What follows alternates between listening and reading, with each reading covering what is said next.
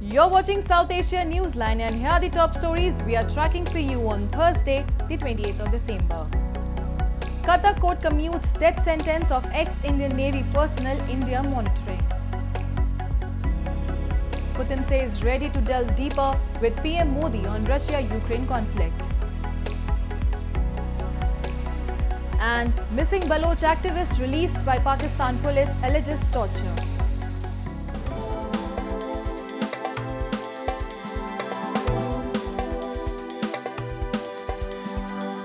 And now for all the details. In a major development, a Qatar court has reduced the sentences of 8 former Indian Navy personnel who were accused of alleged espionage, India's foreign ministry informed on Thursday. The MEA in a statement said the detailed judgment is awaited and they are in close touch with the legal team as well as the family members to decide on the next steps. The former officers were arrested in August last year. The Qatar government has not revealed the charges on which they were sentenced to death. The decision comes weeks after a recent meeting between PM Modi and the Amir of Qatar, Sheikh Tamim bin Hamad Al Thani in Dubai. And highlighting India's push for diplomatic solution of the Russia-Ukraine conflict, Russian President Vladimir Putin on Wednesday said he knows Indian Prime Minister Narendra Modi is willing to do his utmost to address the issue through peaceful means. The Russian president said he has apprised PM Modi about the situation of the conflict on multiple occasions and in future they are likely to delve deeper into the issue.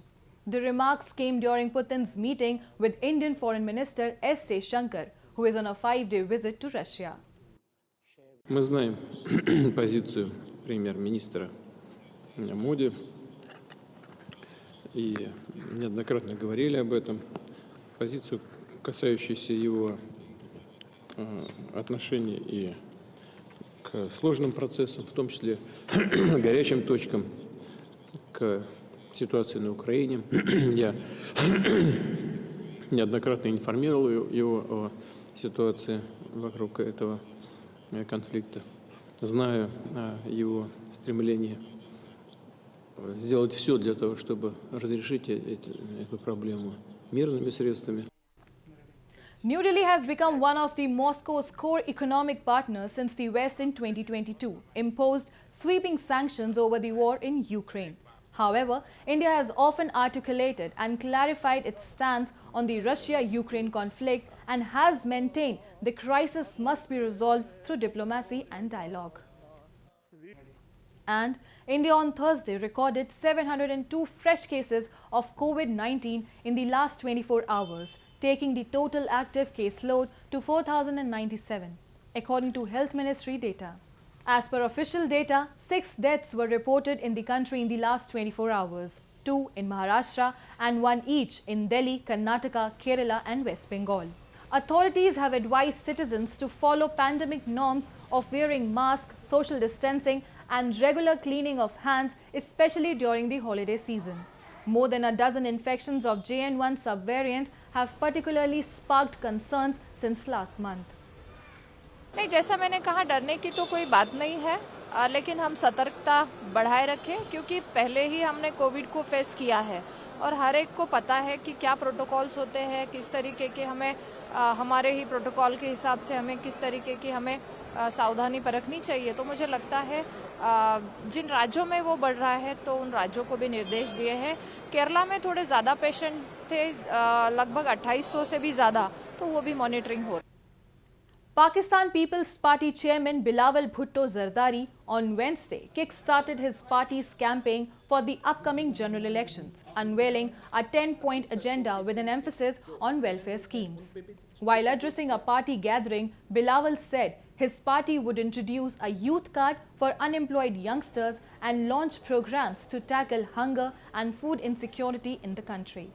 The Pakistan general election will be held on February 8 next year.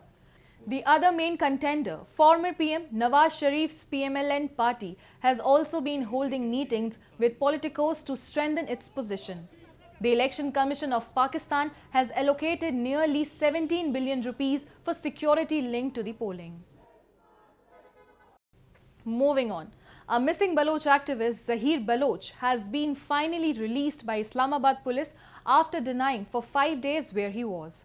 The move came amid huge hue and cry over the detention of Zaheer and several other activists. A report. Amid the ongoing protest by Baloch activists in Islamabad against enforced disappearances, Zaheer Baloch, a PhD student, has been released by Islamabad police after denying any information about his whereabouts for 5 days. Zaheer said he was allegedly tortured in detention as part of the police crackdown on the Baloch protesters. He was also denied any legal assistance. The Baloch Yakjati Committee hailed his release while noting that 34 other students are still missing. में तकरीबन एक कमरे में 45 लोग इकट्ठे पूरी रात न सो सकते थे, न बैठ सकते थे, न खड़े हो सकते थे।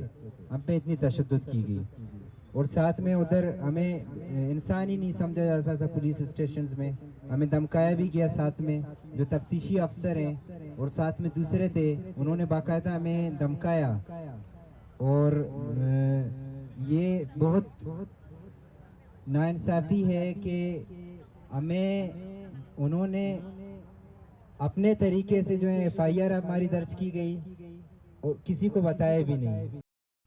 Zaheer's whereabouts were revealed by police after the Islamabad High Court on Wednesday mentioned his name while hearing a petition challenging the arrest of the protesters. The court told authorities to not treat the Baloch protesters as enemies. The police further denied any more protesters were in custody, a claim that has been rejected by Baloch activists. No arrests were made for political reasons. Only those with terror link were apprehended by law enforcement agencies, Bangladesh Foreign Minister A.K. Abdul Momen said on Wednesday as he briefed media about the meeting with EU election expert mission. Referring to questions by the visiting delegation on recent arrests of workers of main opposition party BNP, Momen said he informed them that the police did not arrest any leaders and activists. They have arrested those who are criminals, the Dhaka Tribune quoted him as saying. In past weeks, authorities have launched a crackdown against the opposition party, which has been in loggerheads with PM Sheikh Hasina's administration over the demand of conducting elections under a caretaker government. Hasina has rejected the demand and has blamed BNP of resorting to violence, which has rocked Dhaka since late October. Moving on, the ski resort town of Gulmarg in India's Jammu and Kashmir is bracing for a huge tourist influx in the coming days, especially around the New Year. The hill station is currently providing a picture postcard look with snow-capped mountains. The hoteliers, taxi operators and other service providers have received comprehensive guidelines from authorities covering the arrangements. Covered from head to toe in winter wear, tourists are visiting the region for skiing and snowboarding. Mesmerized by its scenic beauty, they express their admiration for the place. करना था ये सब तो पहले तो यहाँ snow नहीं थी तो हम लोग को ऐसा लग रहा था कि स्नोफॉल नहीं होगी, हम लोग को बहुत मायूसी थी। बट फिर उसके बाद हम आए एंड सडनली स्नो स्टार्ट हुआ, तो हैवी स्नो स्टार्ट हुआ और the beauty is just wonderful. जैसा रील में देखा एज इट इज़ यहाँ, तो बिलीव ही नहीं हो रहा है। तो yes, the place is wonderful, everything, the hotels are really good. That's all in tonight's edition. We'll see you same time tomorrow. Good night.